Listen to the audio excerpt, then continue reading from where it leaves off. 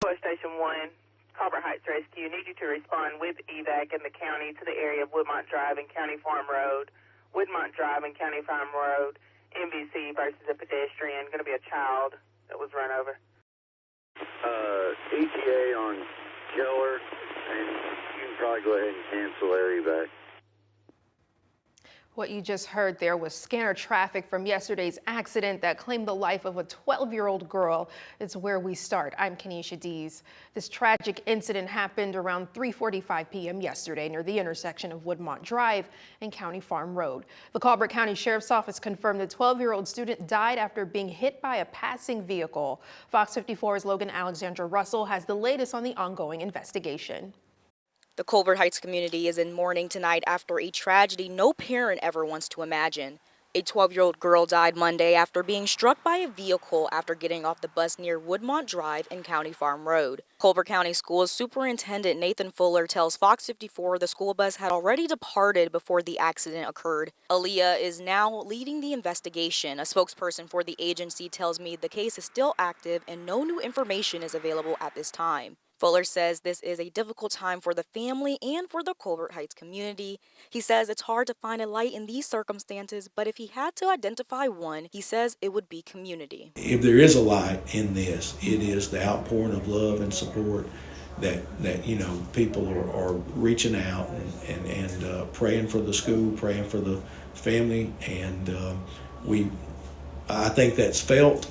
And if there is a light to be found here, I think that's it. It's just that, I mean, that's just the type of, we're the type of school system, that's the type of community that stands behind each other and comes together when something like this takes place. At the students' school, Colbert Heights Elementary, the focus is on support. The school has made counselors available for any students or staff who need grief support. They also posted this message on Facebook. We are heartbroken to share the tragic loss of one of our fourth grade students. She was a cherished member of our school family, and her absence will be deeply felt by classmates, teachers, and staff. During this incredibly difficult time, we ask our community to keep her family, friends, and all of those affected in your thoughts and prayers. We are committed to supporting our students and staff as we grieve together and honor her memory. Thank you for your compassion, understanding, and continued support as we navigate this loss as a school community. I went to the intersection where the incident occurred, which is a narrow 2-lane road with no sidewalks and little to no shoulder space. There was also cars flying by me steadily, limiting the amount of footage we have of the actual scene. We'll keep you updated as the investigation continues. In Tuscumbia, Logan Alexandra Russell, Fox 54 News. The girl's identity has yet to be released, but Colbert County Sheriff Eric Ballantyne told us last night all signs point to this being a tragic accident. Sunny sky with cooler weather. We've talked at length about it, and we'll keep talking about it because we don't have to deal with the teens, 20s, none of that. But we're warming up, and I like it. Sky looks beautiful. Joining us tonight is Fox 54 Weather Impact Chief Meteorologist Jordan Dressman. Jordan, though, will we dip back into freezing temps tonight?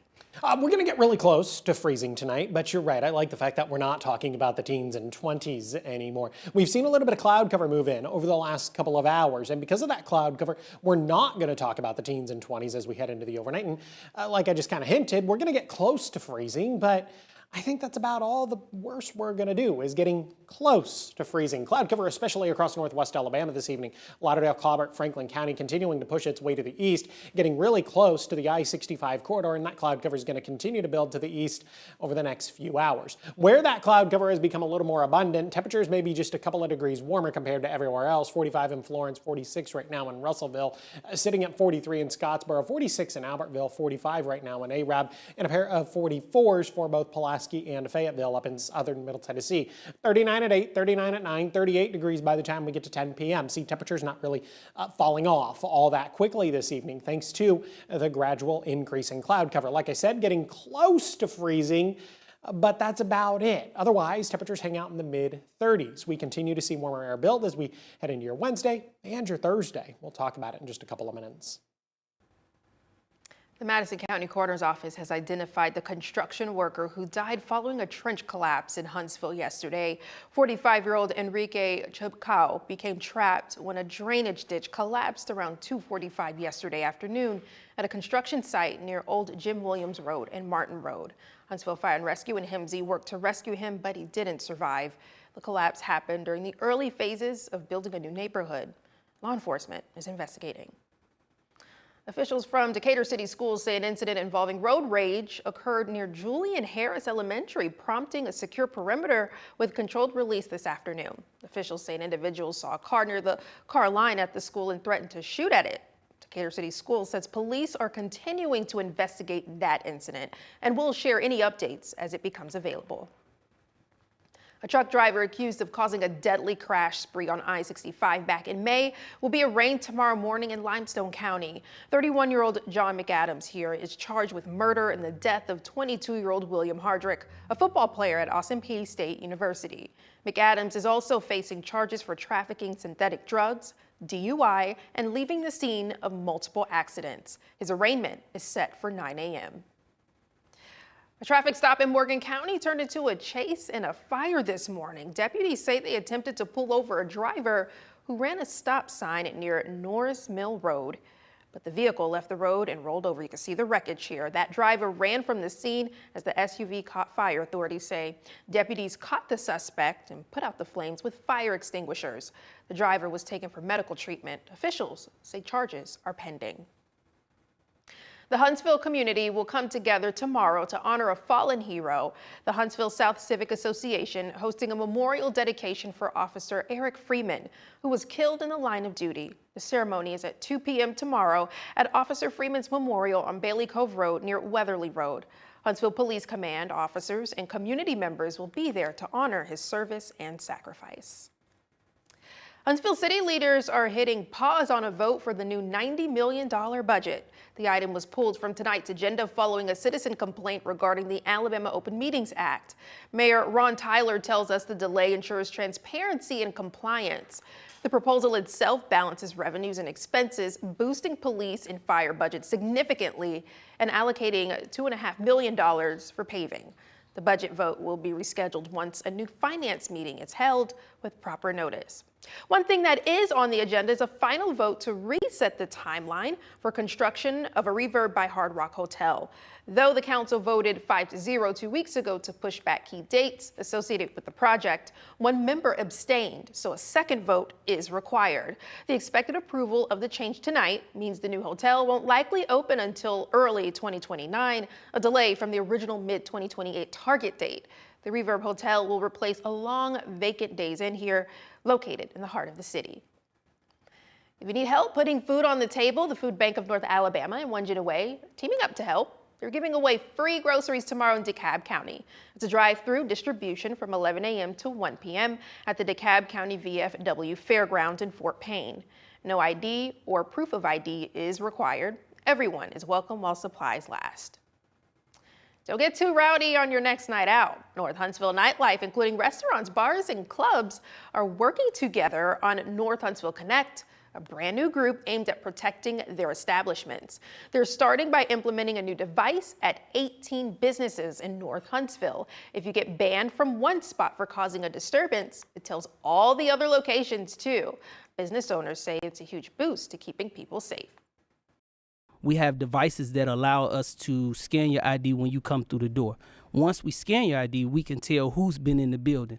So universally, them devices will communicate with each other. So once you banned, if you go to an establishment that has the device, it'll tell them at the door that you're banned. North Huntsville Connect says after this, they'll be moving forward by collaborating with one another instead of competing, something they say should help protect local businesses and patrons.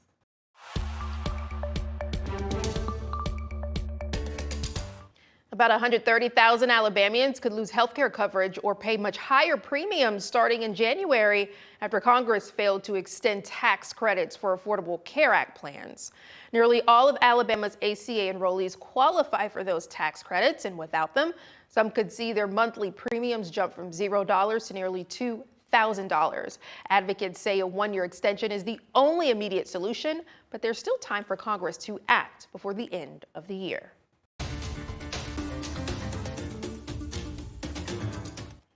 A voluntary recall in effect for some Chocor brand holiday barks sold at Aldi stores nationwide. According to the FDA, the 5-ounce bags may contain undeclared nuts or wheat, which could cause serious or even life-threatening reactions if people with allergies eat them. So far, no illness have been reported.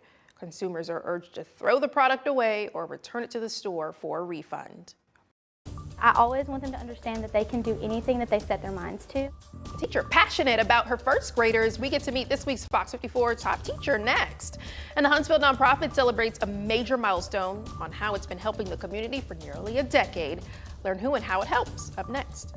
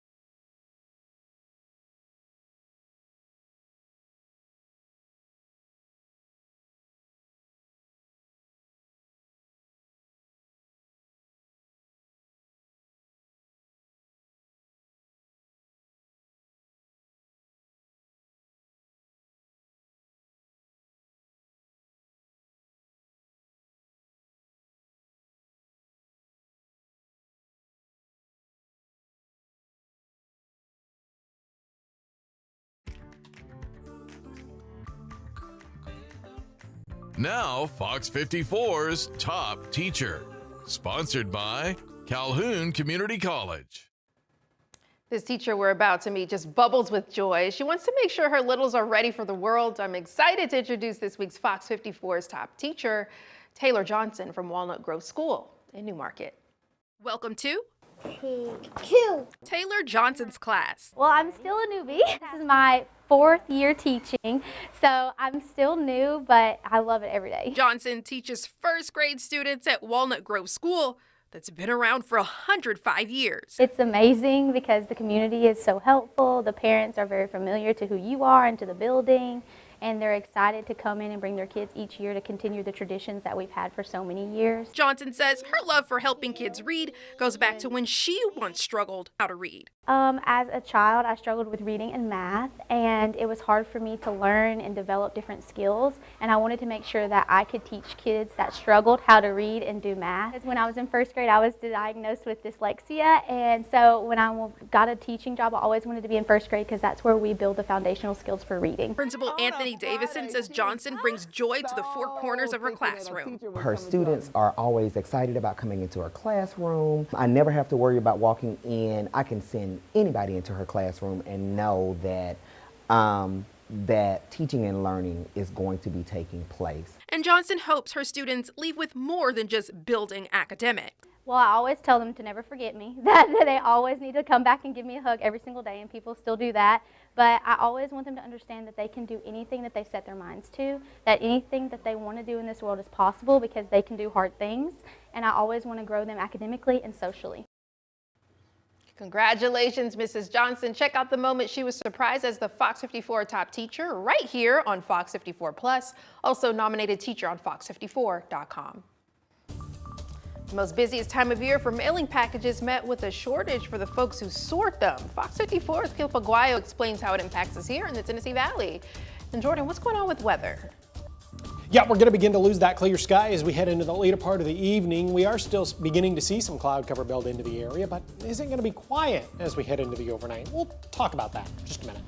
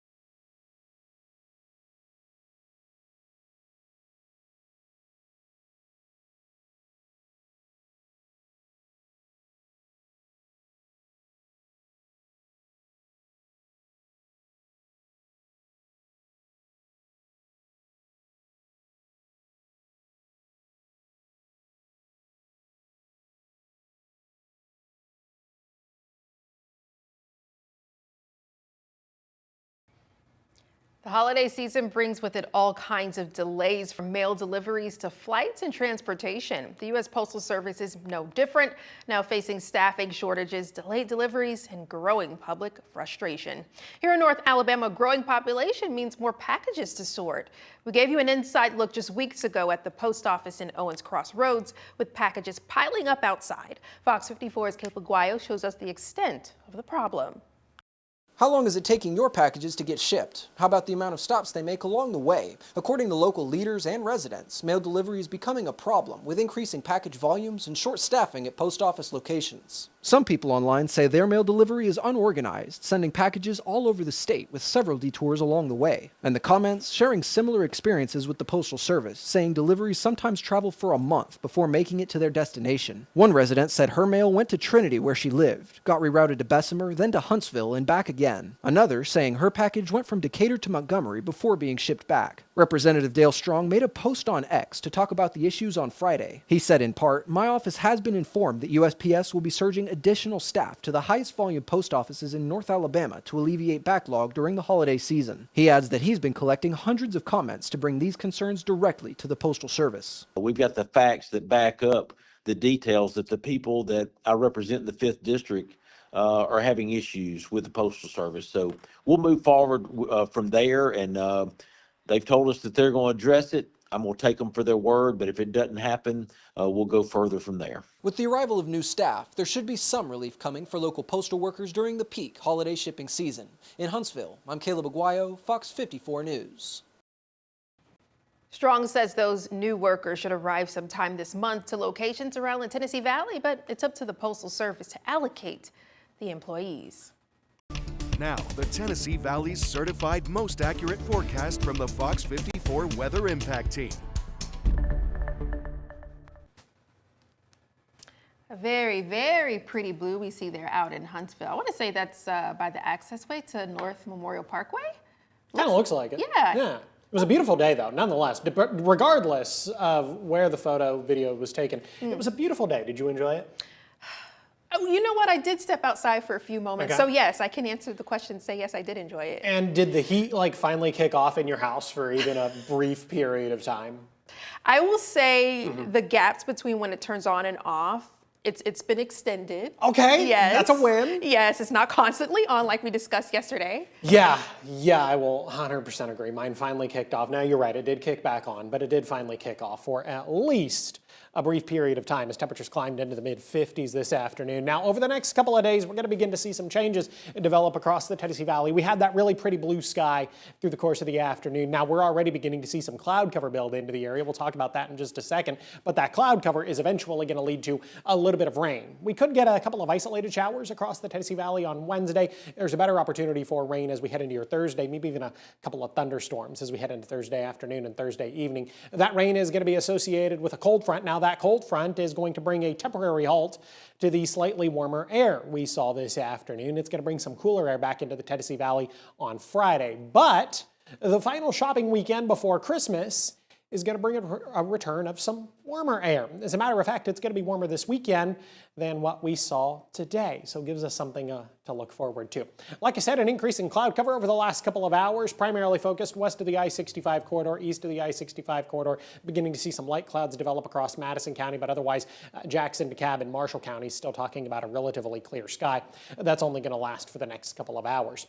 We're currently sitting in the 40s across the area. Some of us have dropped into the upper 30s, 39 both Fort Payne and Albertville, about 41 in Coleman, 46 in Florence, and a pair of 42s for both Pulaski and Fayetteville up in southern Middle Tennessee. With the cloud cover building in this evening, we're going to stay a little bit warmer as we head into the overnight. We're going to get close to freezing, but most of us are going to stay above freezing. Temperatures only dropping into the mid-30s. It'll be quite nice for the Wednesday morning commute now, despite the increase in cloud cover, which is going to take away from the vibe a little bit, but temperature's not bad. Still grab a coat, 37 at 7, 39 at 8, 47 degrees by the time we get to the later part of the morning. Isolated showers are going to be possible tomorrow afternoon. Otherwise, temperatures climbing into the mid-50s. Got a high right around 55 degrees. Mid and upper 50s on Thursday. A couple of us probably going to climb into the lower 60s on Thursday afternoon. That despite the increase in cloud cover and the better opportunities for rain as we head into Thursday afternoon. Now, if we look at the long-term forecast, and this is looking just barely beyond Christmas, there's about a 70 to 80% chance that we're going to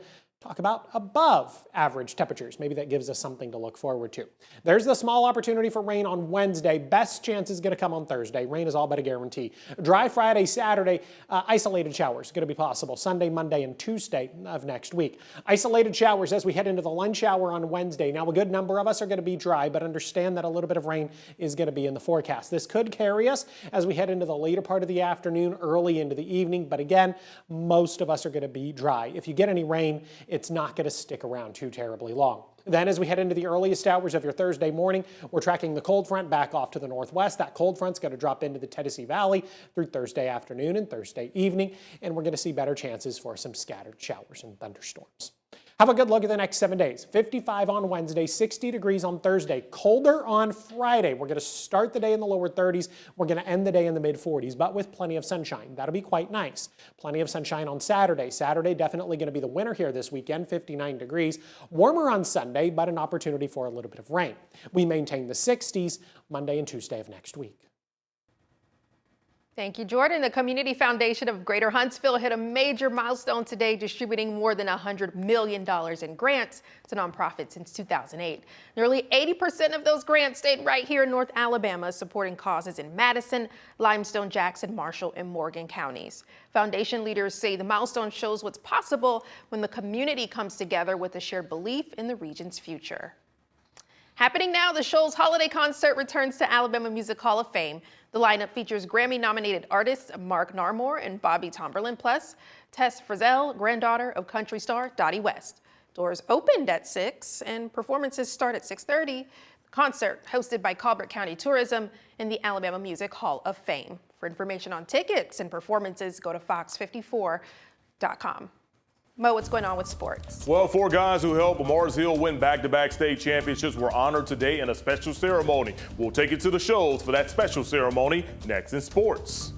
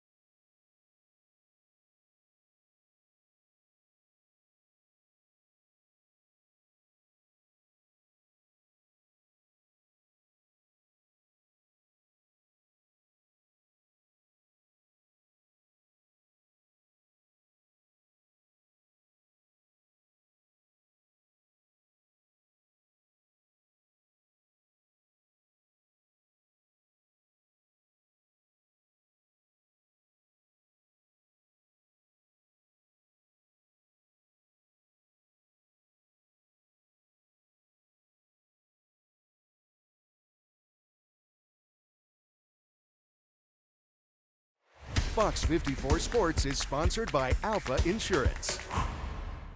Hey everyone, the Mars Hill Bible Panther football team has been around for a little over a decade, and what Coach Darrell Higgins has done with this program is remarkable. Recently, he led them to another state title, and today he saw some key pieces of the 2025 team add more time to their football careers. 4 Panther football players who led the charge to back-to-back state titles, signing national letters of intent today in Florence. Coach Higgins' son, Huston, he's heading to UAB. State championship game MVP Jackson Penn, he's heading to Troy. Lineman Sam Sweeney, he's going right around the corner to UNA because he wanted to stay close. And Colton Owens, well, he's heading to Marion. It was another proud day for that program, and Coach Higgins is excited about their future. It's just a great day for our program to see the colleges really appreciate what our kids are doing, that they can go on to the next level and be an impact player for them. It's really been a blessing to be here. It really is. I mean, when you see 3 guys going D1, 4th guy signing, most schools don't even have anybody signing in college, and to have coming here to a small school, it's really been a blessing. Congratulations to those guys once again. Now let's go from kids going to college to a guy who's trying to stay in college for another year. Recently, former Auburn Tiger QB TJ Finley entering his name into the transfer portal. He'll try to apply for an unheard of 7th year of eligibility. Yes, I said 1, 2, 3, 4, 5, 6, 7. Finley's 2025 season was cut short at Georgia State due to an injury during his tenure. He's played for LSU, Auburn, Texas State, Western Kentucky, Tulane, just to name a few. All right, everyone, that'll do it for Sports at 6. Let's send it back over to Kanisha at the desk. Yes, Mo, coming up tonight on Fox 54 News at 9, the Alabama community mourning a young woman whose bright future was cut short in the Brown University shooting, how she's being remembered. The Postal Service says help is on the way for overwhelmed North Alabama mail carriers struggling to keep up with holiday deliveries. Our Caleb Aguayo discussed with Congressman Dale Strong some solutions. We'll have the details tonight on Fox 54 News at 9. A new survey reveals the sweet way some Americans survive holiday family gatherings. The Ferrero Holiday Confession Survey was released Monday. Around 1,000 people participated in the survey, found about 36% admit to packing emergency chocolate to help them make it through holiday parties and family gatherings, while 33% even admit to eating a box of chocolates they bought as a gift for someone else. Interesting. That's very interesting. I don't have an emergency chocolate kit. I have other coping mechanisms that aren't chocolate, but... What are they? One, just don't go. Okay. Beverages that require an age limit to purchase, I have found, are also most